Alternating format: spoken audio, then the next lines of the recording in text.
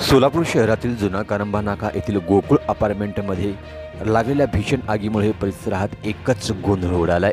ही आग शॉर्ट सर्किटमुळे लागल्याची प्राथमिक माहिती असून या घटनेने अपार्टमेंटमधील नागरिकांमध्ये भीतीचे वातावरण निर्माण झालं आणि लोक जीव मुठीत धरून इकडे तिकडे पळू लागले।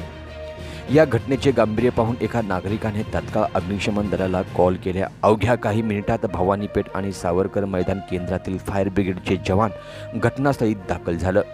फायरमन घुमे, नरवडे, जगताप अडगळे आणि स्टेशन ऑफिसर रावसाहेब सलगरे यांच्या अथक परिश्रमामुळे ही भीषण आग पूर्णपणे आटोक्यात आणण्यात यश आलंय। त्यामुळे अपार्टमेंटमधील नागरिकांनी सुटकेचा निश्वास सोडलाय आणि फायर ब्रिगेडच्या या तत्पर सेवेसाठी आभार व्यक्त केलं। दरम्यान सोलापूर शहरात कालपासून पावसाने जोरदार हजेरी लावली आहे। अशा पावसामुळे वातावरणात शॉर्ट सर्किटच्या घटना घडण्याची शक्यता वाढते। त्यामुळे एमएससीबी आणि फायर ब्रिगेडच्या वतीने नागरिकांना सावधगिरी बाळगण्याचे आवाहन करण्यात आले आहे। नागरिकांनी घरातील विद्युत उपकरणे आणि वायरिंग नियमित तपासावे, खराब उपकरणे त्वरित दुरुस्त करावीत आणि अग्निशमन साधने जवळ बाळगावीत अशी प्रशासनाने सुचवलं आहे। या घटनेमुळे सुदैवाने कोणतीही जीवितहानी झालेली नाहीये, परंतु अशा घटनांपासून सावध राहणे गरजेचे आहे।